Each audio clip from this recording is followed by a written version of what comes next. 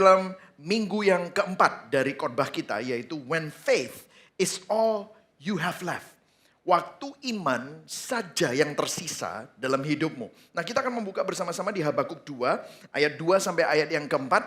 Saya akan membaca ayat yang genap. Saya akan membaca yang ganjil, saudara, dan saya membaca ayat yang genap. Ya, kita membacanya bergantian mulai dari ayat 2 bersama-sama. 1, 2, 3. Lalu Tuhan menjawab aku demikian. Tuliskanlah penglihatan itu dan ukirkanlah itu pada loh-loh supaya orang sambil lalu dapat membacanya. Apa yang dituliskan? Yaitu penglihatan Habakuk bahwa Babel itu datang untuk melakukan penghakiman terhadap bangsa Israel. Kemudian ayat yang ketiga. Sebab penglihatan itu masih menanti saatnya, tetapi ia bersegera menuju kesudahannya dengan tidak menipu. Apabila berlambat-lambat, nantikanlah itu. Sebab itu sungguh-sungguh akan datang dan tidak akan bertangguh. Ayat 4 baca sama-sama. Sesungguhnya orang yang membusungkan data tidak lurus hatinya. Tetapi orang yang benar itu akan hidup oleh percayanya. Dalam bahasa terjemahan lain, orang benar hidup oleh imannya. The righteous shall live by faith. Ya. Nah, inilah firman Tuhan. Nah, saya akan memulai dengan sebuah pertanyaan kepada saudara. Apa yang membuat saudara tidur nyenyak? Apa yang membuat saudara merasa aman? Of course, jangan jawaban yang Kristen. Pasti saudara jawabnya Tuhan. Begitu saudara ya. Tetapi kalau kita mau jujur, seringkali yang menjadi jawaban kita adalah tabunganku, pekerjaanku, anak-anakku, kesehatanku, marriageku, ya, atau mungkin rencana masa depanku. Nah, seringkali tanpa kita sadar, kita menaruh sandaran kita pada hal-hal seperti ini. Nah, apa yang terjadi ketika semua itu mulai goyah dalam hidup saudara? Apa yang terjadi ketika masa depan tidak berjalan sesuai dengan yang kita rencanakan? What's gonna happen to you? Ketika doa yang sudah Anda panjatkan bertahun-tahun belum dijawab juga. Apa yang menopang kita saat itu? Seringkali kita baru menyadari apa yang menjadi sandaran hidup kita ketika sandaran itu mulai digoncang. Nah, saudara, mungkin akhir-akhir ini sandaran hidupmu sedang digoncang. Karena saudara melihat BBM naik, dolar naik turun, bangsa kita nggak jelas keputusan-keputusannya mau kemana. Keadaan geopolitik katanya Amerika sama Iran baru aja damai, sekarang Iran diserang lagi. Apa yang akan terjadi dengan harga BBM di seluruh dunia? So, sandaran kita semua, seluruh dunia ini sedang digoncang. Tim Keller pernah berkata dalam bukunya Walking with God in Pain and Suffering. Dia berkata begini, you never know Jesus is all you need until Jesus is all you have. Kamu gak akan tahu bahwa kamu butuh Yesus satu-satunya yang bisa kamu pegang sampai kamu dilucuti dari segala sesuatu. Sampai hanya Yesus saja yang menjadi satu-satunya yang kamu miliki. Dan Habakuk sedang berada di titik itu. Karena dunia yang dia kenal, zamannya Raja Yosia, itu runtuh semua. Habakuk sedang kehilangan semua kepastian. Bangsa yang dia kasihi sedang menuju kepada kehancuran, akan dihakimi. Babel akan datang, masa depan terlihat suram. Dan yang mengejutkan, Tuhan tidak memberikan jawaban yang dia inginkan. Sebaliknya Tuhan memberikan satu kalimat, dan satu kalimat ini yang mengubah sejarah dunia. Yaitu, orang benar akan hidup oleh iman. Ayat ini menjadi jantung dari Injil. Bahkan salah satu pilar dari reformasi, sola fide. Hanya karena iman. Bahkan bisa jadi salah satu favorit ayat Paulus. Dan ayat ini pertama-tama adalah jawaban Tuhan terhadap Habakuk. Jadi poin saya dalam khotbah ini ada 3 yang akan kita bahas. Yang pertama, kesombongan itu menghasilkan self-sufficiency. Kesombongan itu membuat saudara gak butuh Tuhan. Yang kedua, orang benar hidup oleh iman. Dan yang ketiga, iman yang benar melihat bukan kepada iman itu sendiri, tetapi melihat kepada Kristus saja. Oke? Kita mulai yang pertama. Kesombongan membuat kita self-sufficient. Ya, yang siap belajar katakan yes. Nah, saudara, di ayat 4a ada ayat yang kita perlu soroti. Yaitu begini, sesungguhnya orang yang membusungkan dada tidak lurus hatinya. Di dalam AYT tadi kita baca, orang yang sombong tidak lurus hatinya. Nah, meskipun di sini Tuhan memang berbicara tentang Babel, tetapi sesungguhnya Tuhan sedang bicara tentang hati manusia. Biasanya kalau kita mendefinisikan sombong, sombong itu kita lihat dari lensa moral. Contoh, tuh orang itu sombong ya. Kenapa? Dia banyak hartanya makanya dia sombong. Karena dia merasa lebih kaya dari segala yang lain. Padahal nggak semua orang kaya seperti itu, gitu saudara ya. Ada yang gini, ih orang itu sombong, arogan banget. Kenapa? Karena dia merasa lebih pintar dari orang lain. Seakan-akan orang lain bodoh, hanya dia sendiri yang paling pintar. Atau saudara pernah dengar sombong rohani, ih orang itu merasa paling dirinya paling rohani dibanding semuanya. Padahal dia juga munafik gitu. Orang sombong kita lihat lebih tinggi. Tetapi Alkitab mendefinisikan sombong itu lebih dalam. Saudara. Karena pride, according to the Bible, is autonomy from God. Artinya apa? Kesombongan itu bukan cuma sekedar kamu merasa lebih. Bukan. Tetapi kesombongan adalah usaha hidup yang terlepas dari ketergantungan kita kepada Tuhan. Kesombongan adalah hidup seolah-olah kita tidak membutuhkan Tuhan. Nah kita sudah belajar beberapa minggu ini. Itulah Babel. Babel bilang apa? Menara Babel di Kejadian 11 berkata, kami kuat, kami mampu, we are enough, we control our own destiny, we control our own future. Itulah Babel. Dan Babel hanya berganti pakaian, kita sudah belajar. Bahwa dunia dan budaya masih ngomong begini, believe in yourself, follow your heart, we are enough, you are the solution of your problem. Charles Taylor di dalam bukunya A Secular Age berkata bahwa manusia modern itu the buttered self. Artinya apa? Manusia merasa mampu menopang hidupnya tanpa Tuhan. Tapi masalahnya hidup kita terlalu besar untuk dikendalikan oleh diri kita sendiri. Saudara saya sudah menyampaikan bagaimana pandemi mengingatkan kita bahwa kita nggak pernah benar-benar memegang kendali. Krisis moneter yang sedang kita alami sekarang mengingatkan kita bahwa kita tidak pernah benar-benar memegang kendali. Kalau saudara melihat ada kanker di mana-mana, sakit, penyakit yang aneh-aneh, itu mengingatkan bahwa kita tidak pernah benar-benar memegang kendali. Bahkan kematian mengingatkan bahwa kita tidak pernah benar-benar memegang kendali. Buktinya hari ini saudara bisa ketemu sama orangnya. Beberapa hari kemudian saudara mendengar bahwa dia meninggal. Saya berapa kali baru saya ketemu orangnya. Kok tiba-tiba dipanggil Tuhan? We only think we are in control, but we're not. Saudara kita bisa memprediksi 15 menit lagi masih dalam kebaktian, setelah itu pulang. Tapi siapa yang bisa tahu pasti apa yang akan terjadi setengah jam dari sekarang? Nobody knows. You can only predict, but we're not really in control. Saudara kita berusaha mengontrol banyak hal, tetapi sebenarnya kita nggak really in control.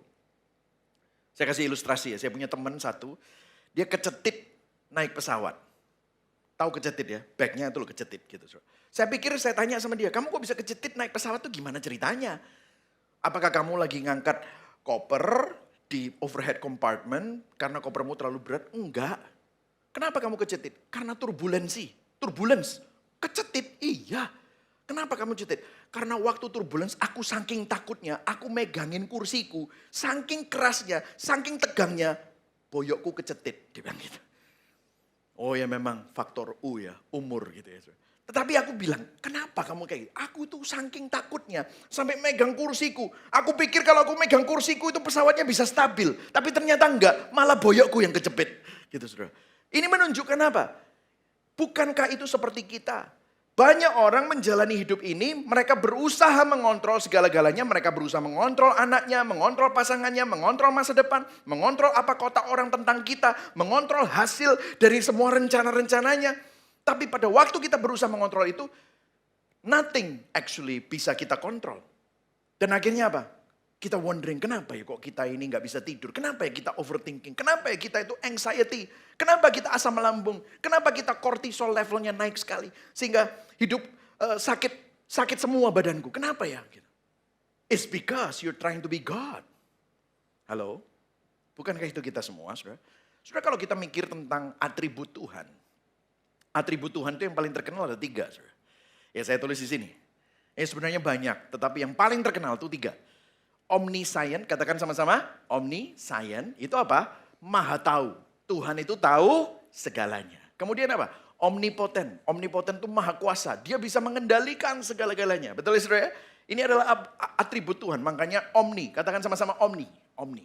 Kemudian yang terakhir, omnipresent. Katakan sama-sama omnipresent. Dia hadir di mana-mana. Artinya saudara itu Dimanapun sudah berada, Tuhan hadir di sana. Makanya kalau misalnya ada worship leader yang ngomong begini, ya, mari sama-sama kita undang hadirat Tuhan. Nah, gak ngerti kalau Tuhan itu omnipresent ya saudara. Gak usah diundang-undang, kayak ngundang-undang setan aja gitu saudara. Pakai sesajen, gak usah diundang-undang. Tuhan sudah hadir di mana-mana. Nah coba saudara lihat, ini atribut Tuhan. Pernah gak ketemu sama orang yang pengen tahu segalanya? Kalau bahasa Surabaya itu kepopol. Ya, dia pengen tahu semuanya. Dia ingin tahu kenapa ini terjadi, kapan ini selesai, apa yang akan terjadi tahun depan. Itulah manusia. Bagaimana nasib anakku, bagaimana masa depanku. Makanya primbon itu laku. Kenapa kok guamia itu laku? Kenapa kok peramal itu sangat laku? Kenapa kok kita waktu baca majalah kita lihat zodiak. Kalau kita cari apa yang ada di internet, kita lihat bulan show dan yang lain-lain. Kenapa? Karena kita ingin tahu segala sesuatu. Itulah manusia yang berusaha tahu segalanya. Betul saudara? Bagaimana dengan omnipoten? Omnipoten Tuhan Maha Kuasa mengendalikan segala sesuatu. Kita berusaha mengontrol segala sesuatu. Anak-anak kita kontrol, pasangan kita kontrol. Apa kata orang tentang kita dikontrol. Segala sesuatu dikontrol. Pekerjaan kita dikontrol, masa depan kita dikontrol. Kita berusaha mengontrol segala sesuatu. We try to be God. Omnipresent. Saudara pernah ketemu sama social butterfly? FOMO, fear of missing out. Dia ada di mana-mana. Reclub padel ini ada, reclub padel itu ada. Di party ini ada. Saudara ngeliatin story Instagramnya aja ikut capek. Pernah saudara ketemu sama orang yang kayak begitu ya? Ada di mana-mana.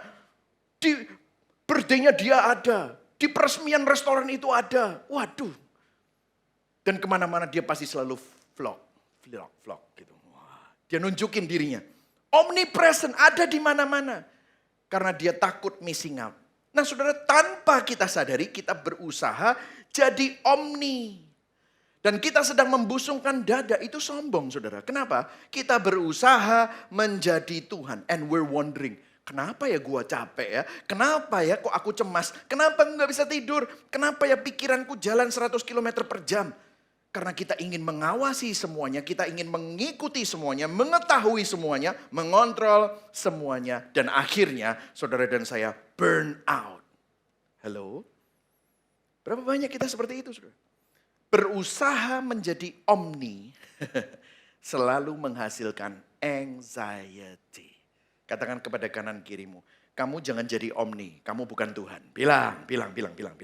Oke? Yang setuju katakan amin. Karena manusia tidak pernah diciptakan untuk menjadi Tuhan. Yang setuju paling keras katakan amin. Amin. Semakin kita mencoba mengontrol semuanya, semakin kita gelisah. Kenapa? Karena kita tidak mempunyai kapasitas untuk jadi Tuhan. Saudara, saya pernah ketemu sama teman anak saya di sebuah party sama papanya. Saya bilang, wih anakmu kok udah besar, lebih tinggi dari papanya. Terus aku bilang, jasnya keren sekali. Terus bapaknya ngomong, itu jasku pak. Ternyata anak SMP pakai jas bapaknya. Nah anak SMP mungkin besar tubuhnya bisa pakai jas bapaknya.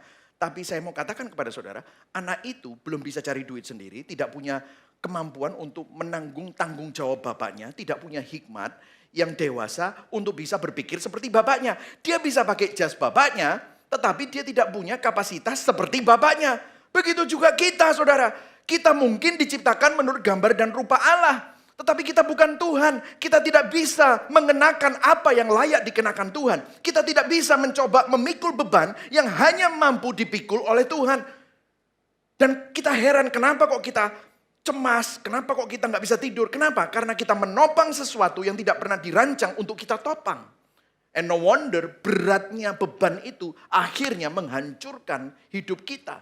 And guess what? Setelah kita banyak stres, setelah kita nggak bisa tidur, apa yang terjadi? Kita penyakitan, saudara.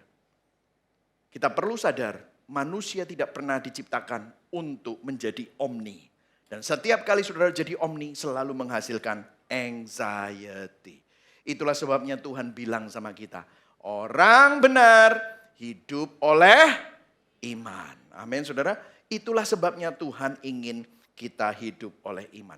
Nah, kalau saudara lihat konteks dari ayat yang kita baca, Habakuk bertanya, Tuhan kenapa kok Babel? Tuhan gak kasih jawaban. Dia bilang apa? Orang benar hidup oleh iman. Tuhan kenapa? Kok ini nggak selesai-selesai? Kapan ini berakhir? Tuhan nggak kasih jawaban. Hiduplah oleh iman. Habakuk bertanya, bagaimana semua ini masuk akal? Ini nggak masuk akal Tuhan. Kan seharusnya Israel kembali ke zaman kejayaannya. Tuhan bilang, hiduplah oleh iman. Nah itu bukan jawaban. Karena begini saudara, Habakuk berpikir yang dia butuhkan itu penjelasan supaya dia bisa tenang dan dia bisa percaya. Bukankah itu kita saudara? Tuhan, maukah engkau menjelaskan semuanya ini? Kenapa kok begini? Kenapa kok begitu? Biar aku tenang Tuhan. Memang betul seperti itu. Kalau Tuhan menjelaskan, contoh, kenapa bisnismu gagal? Kenapa kok pacarmu putusin kamu? Kenapa kok pasanganmu diambil Tuhan? Kenapa kok tiba-tiba ada penyakit datang dalam hidupmu?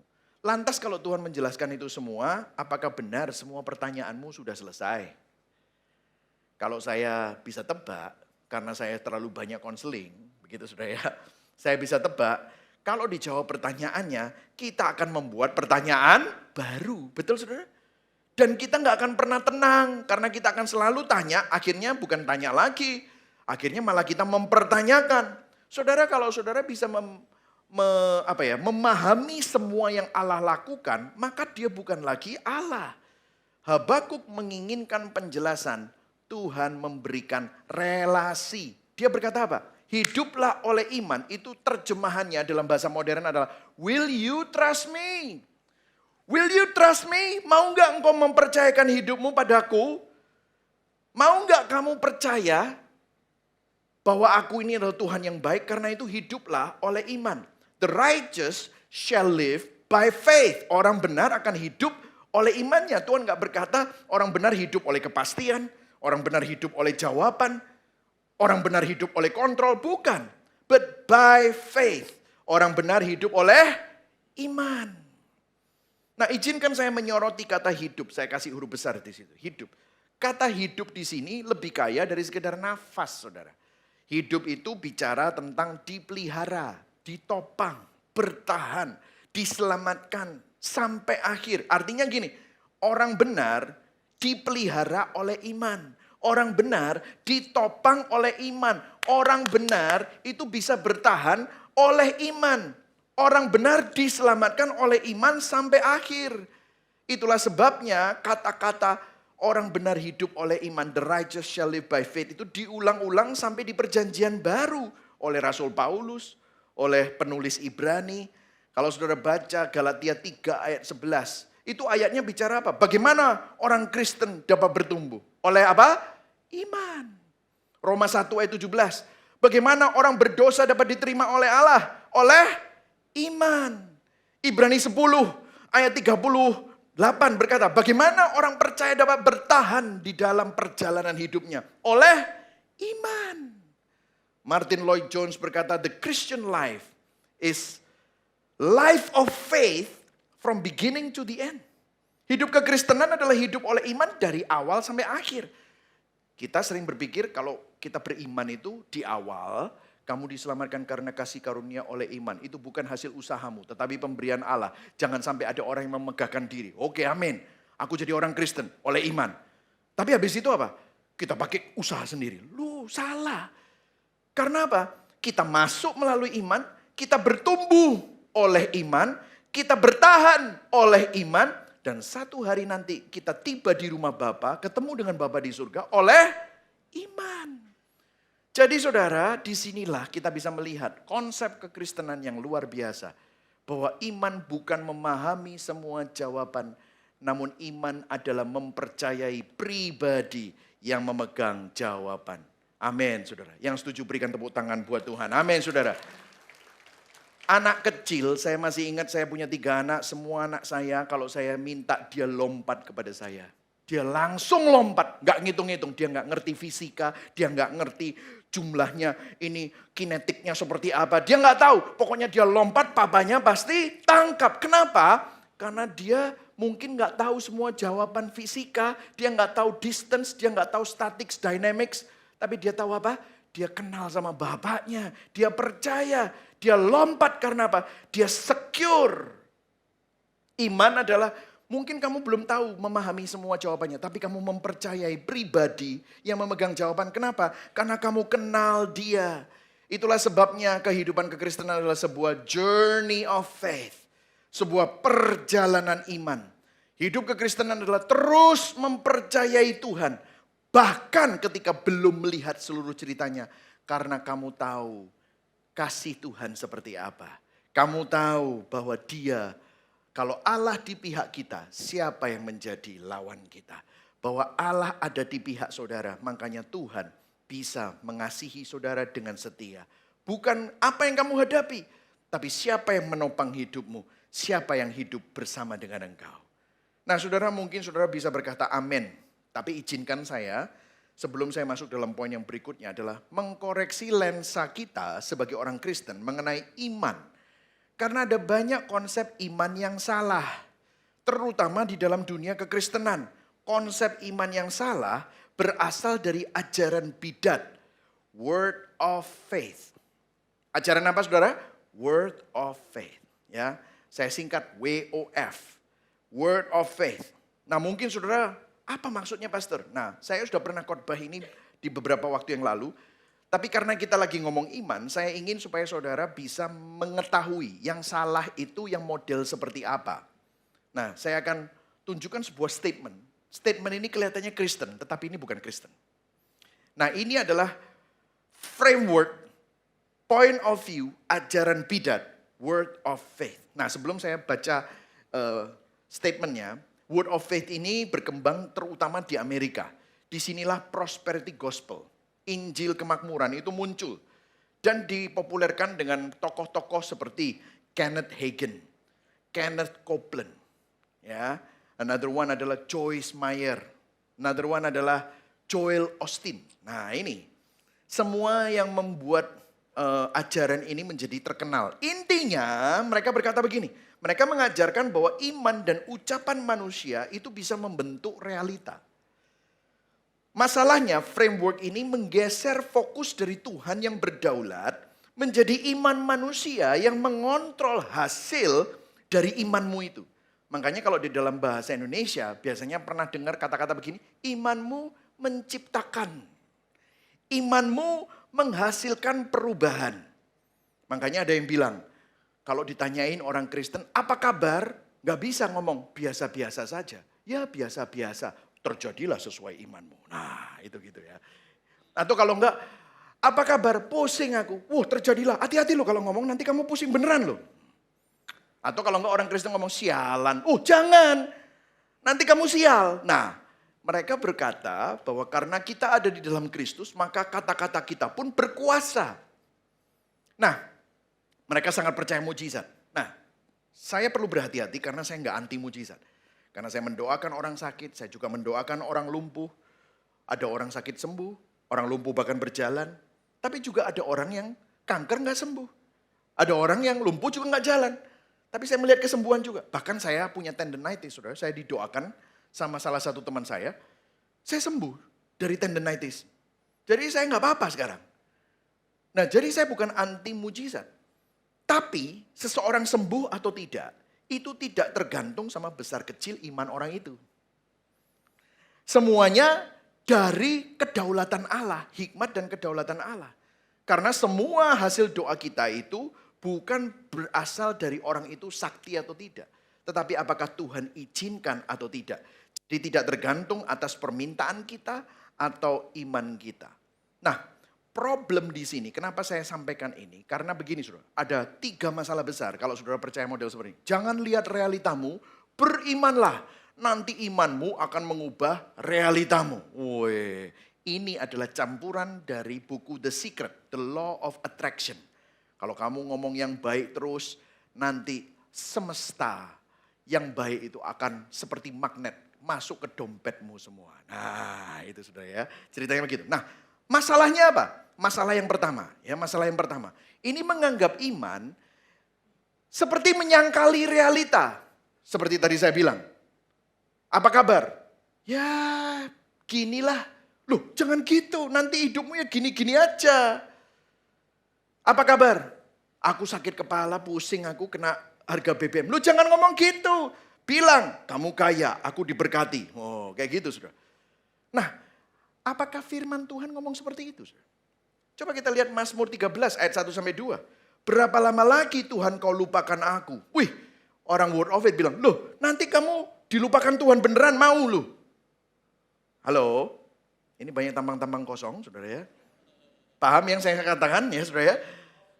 Berapa lama lagi Tuhan kau lupakan aku? Loh ini yang ngomong Daud. Lah apakah Daud dilupakan Tuhan? Tidak. Coba terusnya, berapa lama lagi aku harus menaruh kekhawatiranku dalam diriku? Loh, kalau orang WOF bilang, loh jangan, nanti kamu khawatir ini ya.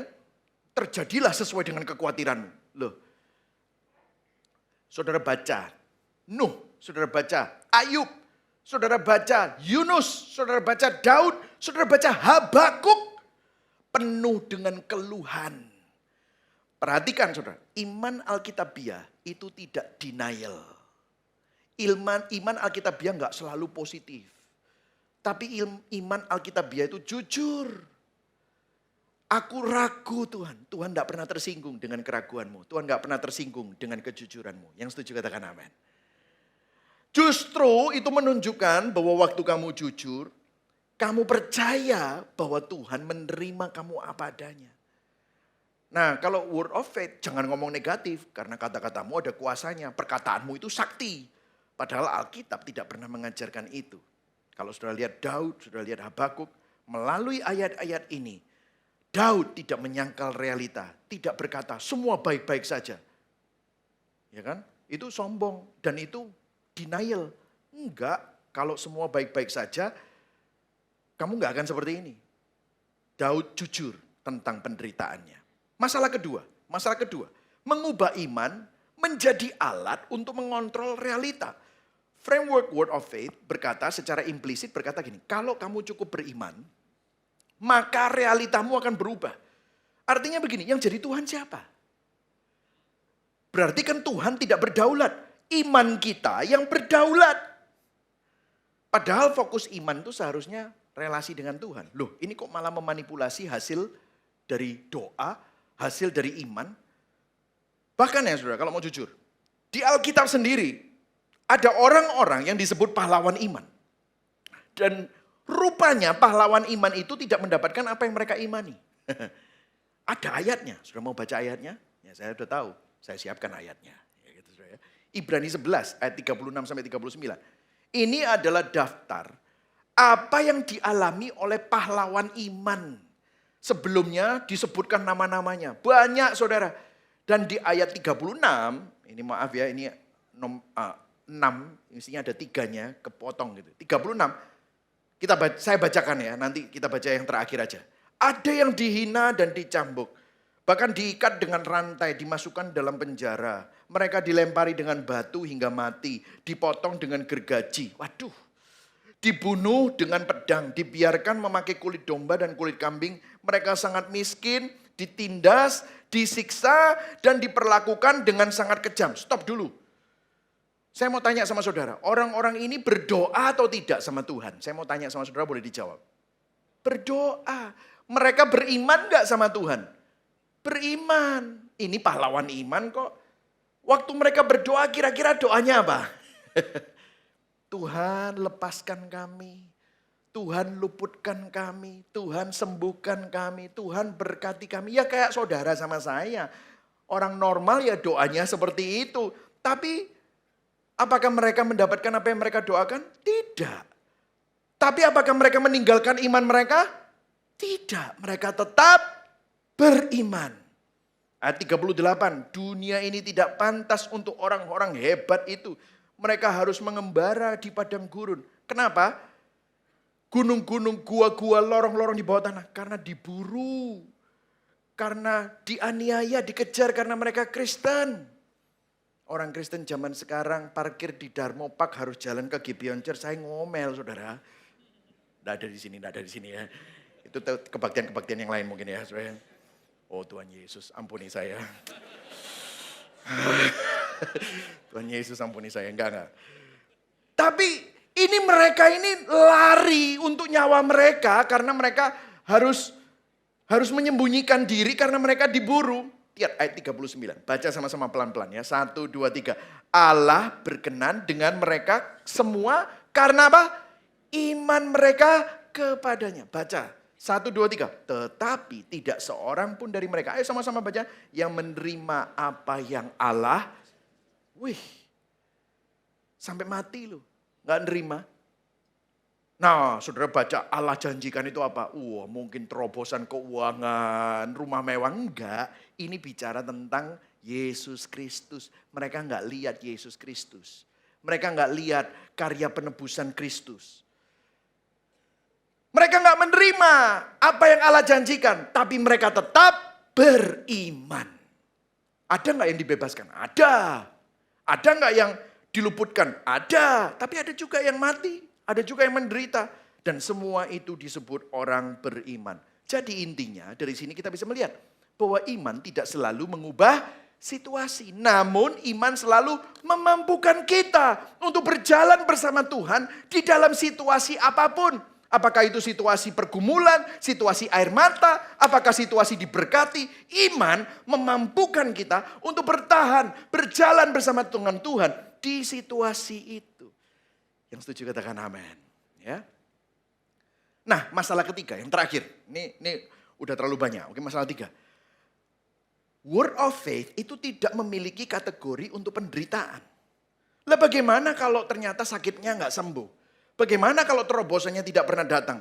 Kalau realitanya tidak berubah? Lalu kesimpulannya apa? Saya pernah ketemu sama beberapa orang yang datang kepada saya. Pak, saya ini bingung. Saya ke hamba Tuhan, saya bilang, saya sudah melakukan semuanya, pastor. Saya sudah berdoa, kok tidak ada terobosan yang saya tunggu-tunggu. Kemudian hamba Tuhannya bilang, sudah perpuluhan. Hamba Tuhannya bilang, ada dosa apa? Mungkin kamu salah percaya. Bahkan ada yang sudah mengkhotbahkan grace, anugerah. Katanya dia grace preacher.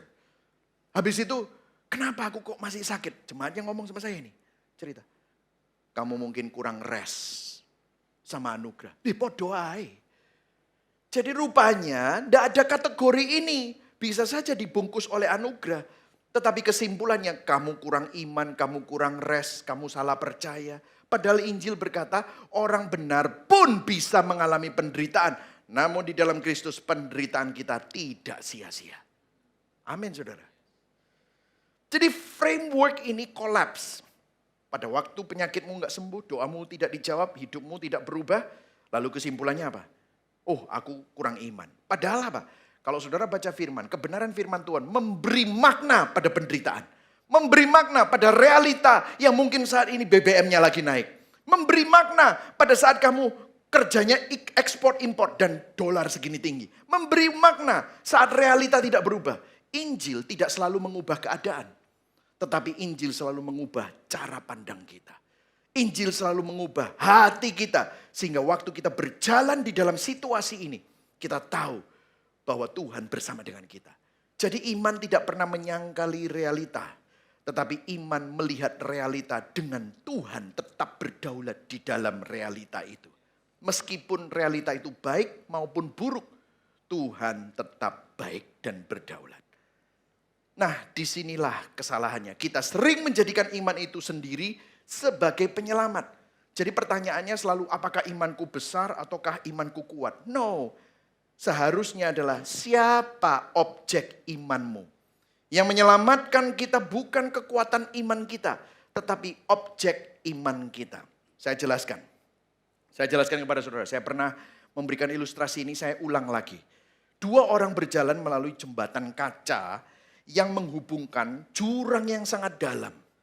Dan jembatan ini kaca. Yang satu, kalau jalan di jembatan kaca itu, dia bisa begini.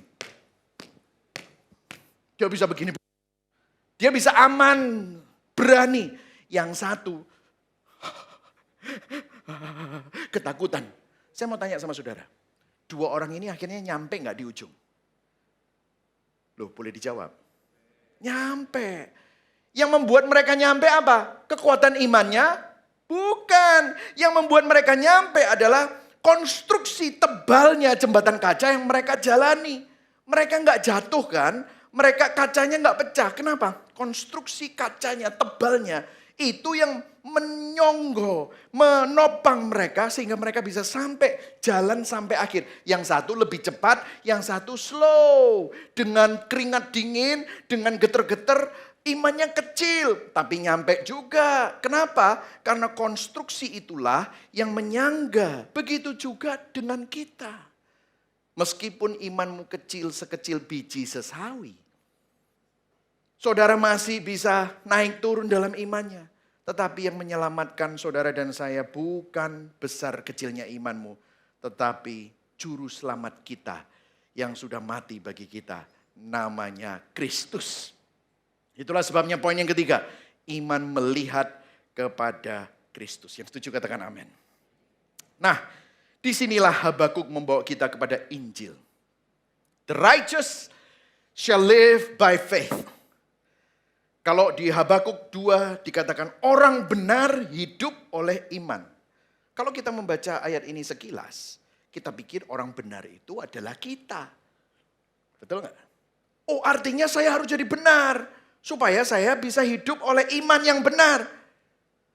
Nah, saya mau tanya sama saudara, mau jujur nggak? Tidak ada seorang pun yang mampu hidup oleh iman dengan sempurna. Tidak ada seorang pun yang dapat hidup baik jadi orang benar yang murni. Problemnya adalah kalau hidup baik-baik saja kita bisa percaya. Tapi pada saat hidup tidak baik-baik saja, berapa banyak di sini imannya goyah. Kalau doamu dijawab kita bisa bersyukur. Tapi bagaimana saat doamu gak dijawab? Banyak dari kita meragukan Tuhan. Nah, di sini dikatakan orang benar hidup oleh iman. Siapa orang benar itu? Kalau kita baca ayat Roma ayat 3 ayat 10 dikatakan apa? Seperti yang tertulis di dalam Alkitab. Baca yang di highlight. 1, 2, 3. Tidak seorang pun yang benar. Ayo baca ayat 11. 1, 2, 3. Tidak seorang pun yang mengerti dan tidak seorang pun yang menyembah Allah. Ayat 12. Semua orang sudah menjauhkan diri dari Allah. Semua telah sesat. Tidak seorang pun berbuat yang benar. Seorang pun. Loh, kalau tidak ada yang benar, siapa orang benar di Habakuk 2 ayat 4? Siapa satu-satunya manusia yang benar-benar hidup oleh iman? Disinilah setiap kali kita baca seluruh Alkitab, setiap kali tokoh Alkitab itu memiliki narasi dalam ceritanya. Saudara harus tahu bahwa Alkitab selalu membawa bayangan. Perjanjian lama adalah bayangan di dalam penggenapan perjanjian baru. Karena semua tokoh-tokoh itu, orang benar di sini mengacu pada satu pribadi. Pribadi itu adalah Yesus Kristus. Kalau kita melihat Yesus Kristus, dialah orang benar yang selalu hidup oleh iman. Dialah orang benar yang telah mempercayai Bapanya. Bahkan ketika dia ditolak oleh kaumnya. Bahkan ketika dia dikhianati oleh muridnya. Bahkan ketika dia ditinggalkan sendirian di atas kayu salib. Allahku, Allahku, mengapa engkau meninggalkan aku? Dia terus percaya. Dia terus beriman. Dia terus setia. Ketika dia disiksa, tidak ada hujatan keluar dari mulutnya. Ketika dia dipaku di atas kayu salib, Yesus Kristus tetap benar. Yesus Kristus tetap hidup oleh iman.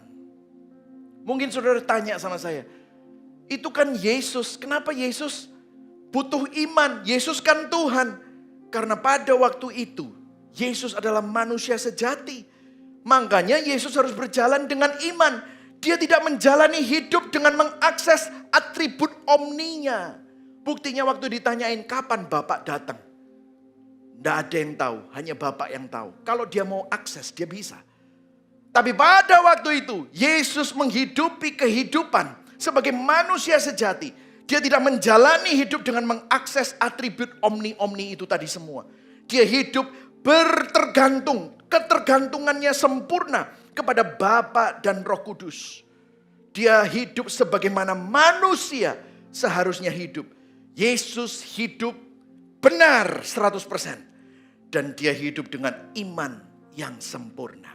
Tidak ada hidup yang tampak lebih tidak masuk akal daripada hidup Yesus. Kalau kita berpikir tentang janji Allah, hidup Yesus tampak bertentangan dengan semua ekspektasi manusia tentang janji Allah. Raja kok lahir di kandang, Sang Mesias kok ditolak umatnya, yang kudus kok rela menanggung hukuman dosa, yang tidak berdosa kok diperlakukan seperti seorang penjahat. Sang kehidupan, akulah jalan kebenaran dan hidup, kok menjalani kematian maut. Karena Yesus adalah penggenapan semua janji Bapa. Tetapi di setiap ketidakadilan yang dia alami, di setiap langkahnya, di setiap kesengsaraannya, di setiap penderitaannya, di setiap orang salah mengerti dia tetap beriman. Dia tetap percaya kepada Bapa. Itulah yang Yesus lakukan. Dan Yesus lakukannya untuk saudara. Yesus melakukannya untuk saya. Saudara, sepanjang minggu ini saya terus memikirkan satu hal. Kenapa kita begitu narsis? Saya selalu melihat pada diri saya sendiri. Saya melihat diri saya korban. Saya melihat diri saya dengan masalah saya. Saya bahkan melihat dengan iman saya yang naik turun. Mungkin masalah terbesar kita bukan iman kita terlalu kecil. Tetapi masalah terbesar kita karena kita terlalu sedikit memandang kepada Kristus. Kita perlu terus memandang kepada Kristus. Sehingga waktu kita baca Alkitab, kita tidak baca Alkitab dengan kacamata yang narsis. Aku yang harus begini. No. Do you know that Alkitab is all about Jesus? Kalau kita baca Habakuk 2 ayat 4, kita nggak bilang gini, aku harus jadi orang benar supaya aku hidup oleh iman. Tidak. Tapi lihatlah Sang Juru Selamat. Lihatlah pahlawan kita. Orang benar yang hidup oleh iman dengan sempurna. Bagi saudara, bagi saya. Yesus adalah satu-satunya orang benar yang hidup oleh iman dengan sempurna. Bagi saudara. Dia hidup dalam ketaatan yang gagal kita hidupi. Dia mempercayai Bapa dengan sempurna saat kita gagal mempercayai Bapa. Dia menjadi orang benar yang sejati. Dan melalui iman, kebenarannya menjadi milik kita. Statusnya menjadi milik kita. Dia ada di pihak saudara dan saya. Jadi yang menyelamatkan dan menopang kita bukanlah iman yang besar, namun juru selamat yang besar. Berikan tepuk tangan buat Tuhan kita. Amin, saudara. Inilah kabar baik Injil. Karena itu iman jangan lihat kepada diri sendiri. Tapi iman itu selalu melihat keluar. Bukan ke tempat lain, tetapi memandang kepada Yesus. Jangan memandang iman kita pada performamu. Masih ingat ada orang-orang yang di hadapan Yesus akan ada waktunya orang berkata, Tuhan, aku sudah melakukan mujizat. Tuhan, aku sudah melakukan bernubuat demi namamu. Tuhan, aku sudah melakukan ini dan itu untuk engkau. Tapi aku berkata, aku tidak mengenal kamu. Kenapa? Karena imannya pada apa? Performanya. Aku sudah melakukan ini. Iman kayak gitu, tak menyelamatkan. Yang menyelamatkan dan menopang bukan iman kepada perbuatannya. Tetapi iman kepada Yesus Kristus. Juru selamat kita yang besar. Adam gagal. Israel gagal. Daud gagal. Petrus gagal.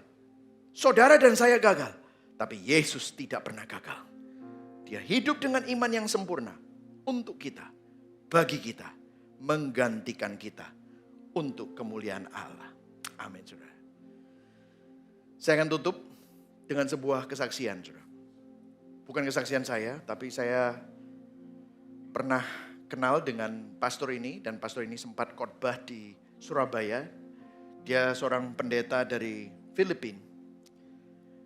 Dia adalah seorang yang memiliki anak namanya Joy Tanji. Yang diperkosa 7 orang. Jadi ceritanya begini. Jadi Pastor Tanji, Peter Tanji di Filipina. Satu malam dia mengajar Bible study.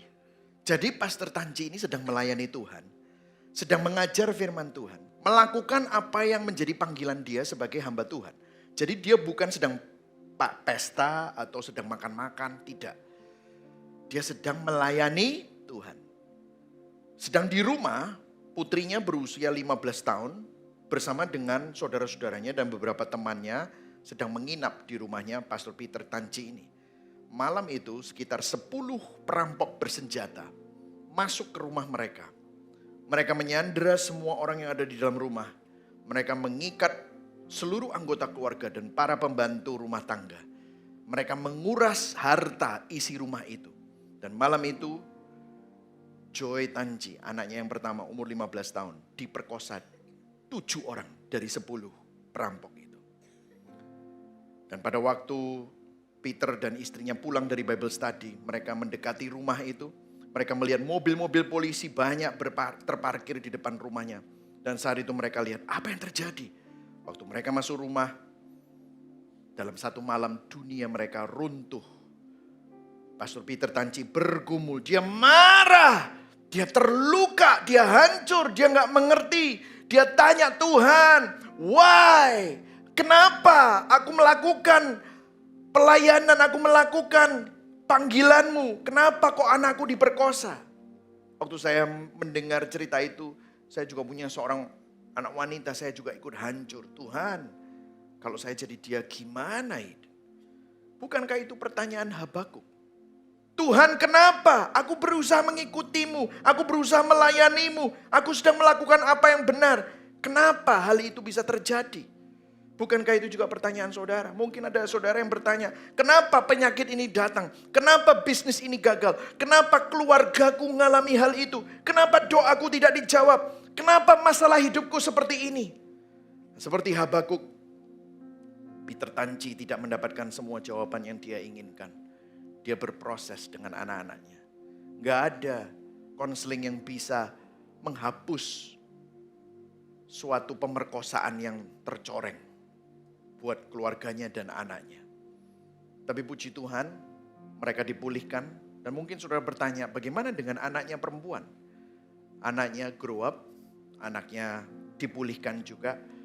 Joy Tanci akhirnya menikah dan punya 6 anak, saudara. Dan yang sangat-sangat menakjubkan adalah pada waktu Joy menulis sebuah buku. Joy tidak pernah bisa menghapus apa yang terjadi, tetapi Joy menulis sebuah buku dan judulnya mengejutkan saya. If you see that, judulnya When a Good God Allows Rape. Perhatikan judulnya. Joy tidak bilang when God doesn't care. Dia tidak bilang. Dia bukan bilang when God lose control. No. When God stops being good, no. But when a good God allows rape.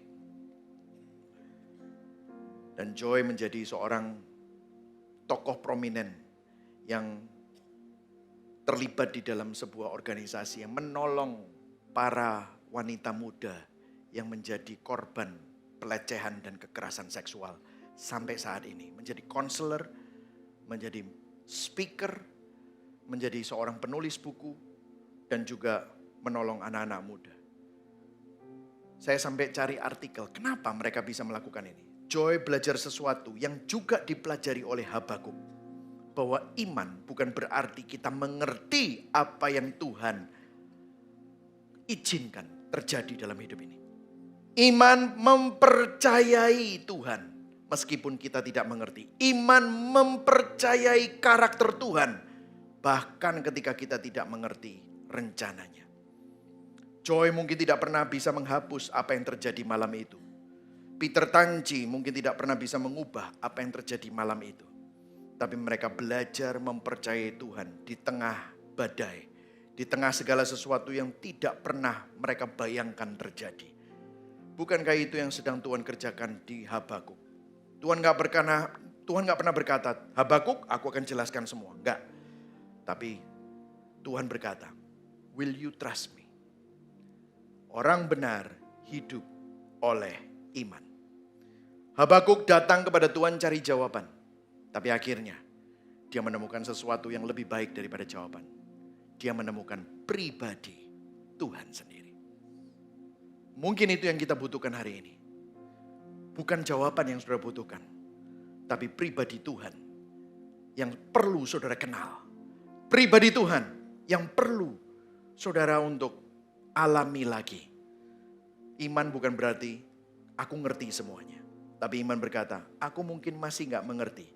Tapi aku mau mengenal yang memegang jawaban semuanya.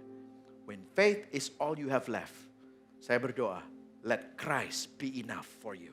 Ketika iman adalah satu-satunya yang tersisa, biarlah Kristus cukup bagi kita. Amin, saudara. Saya akan berikan sedikit implikasi. Kita baca sama-sama ya, sebelah sini kemudian sebelah sini. Oke? 1, 2, 3. Orang berinjil tidak hidup seolah-olah dia harus mengendalikan segala-galanya. Katakan pada kanan kirimu sekali lagi, kamu bukan omni. Nah, ya. Kenapa? Ayo baca sini yang oranye ya. 1, 2, 3. Karena percaya bahwa hidupnya ada di tangan Allah yang berdaulat atas segalanya. Jadi gini ya, orang berinjil tidak menemukan damai karena dia yang pegang kendali. Tidak. Tapi kita bisa ngaku, Tuhan aku bukan Tuhan. Justru itu kabar baik. Kenapa? Karena Tuhan yang memegang kendali, dia punya hikmat jauh lebih tinggi daripada apa yang saya tahu. Amin saudara. Berikutnya, kita baca yang sebelah sini ya. 1, 2, 3. Orang berinjil tidak menuntut semua jawaban sebelum percaya. Namun tetap percaya karena dia apa? Mengenal pribadi yang dipercayainya. Mungkin ada di antara saudara yang belum kenal. Datang kepada dia. Kenalilah dia. Tahukah saudara kalau saudara ada di sini, kalau saudara mendengar melalui online, itu sebenarnya Tuhan yang mencari kamu. Tuhan yang berinisiatif untuk membuat kamu tergerak untuk datang hari ini dan mendengar firman ini. Kenapa? Karena dia ingin menunjukkan kebaikannya. Dia ingin menunjukkan pribadinya. Yang terakhir, kita baca sama-sama. 1, 2, 3. Orang berinjil tidak hidup oleh iman untuk jadi benar. Kenapa? Hidup oleh iman karena apa? Kristus telah menjadi kebenarannya. Berikan tepuk tangan buat Tuhan. Dialah kebenaran kita. Yesus adalah satu-satunya orang benar yang hidup oleh iman dengan sempurna. Bagi saudara, bagi saya, bagi kita. Menggantikan kita. Amin. Mari sama-sama kita bangkit berdiri. Kita naikkan satu lagu, Christ is our hope in life and death. Reflektifnya saudara. Apa yang sebenarnya menjadi sandaran hidupmu? Kalau itu bukan Tuhan, bertobat hari ini. Saudara lebih percaya sama keadaan, minta penjelasan, atau percaya sama karakter Tuhan. Hari ini saya berdoa supaya saudara percaya sama karakter Tuhan yang sudah dibuktikan melalui karya salibnya. Apakah saudara sedang berusaha membangun iman pada dirimu sendiri? Mungkin versi imanmu selama ini adalah versi word of faith. Bertobat. Biarlah saudara memandang kepada objek iman kita. Bukan tentang iman yang besar, tetapi tentang objek iman kita, yaitu juru selamat yang besar, yang sudah hidup dengan iman sempurna bagi saudara.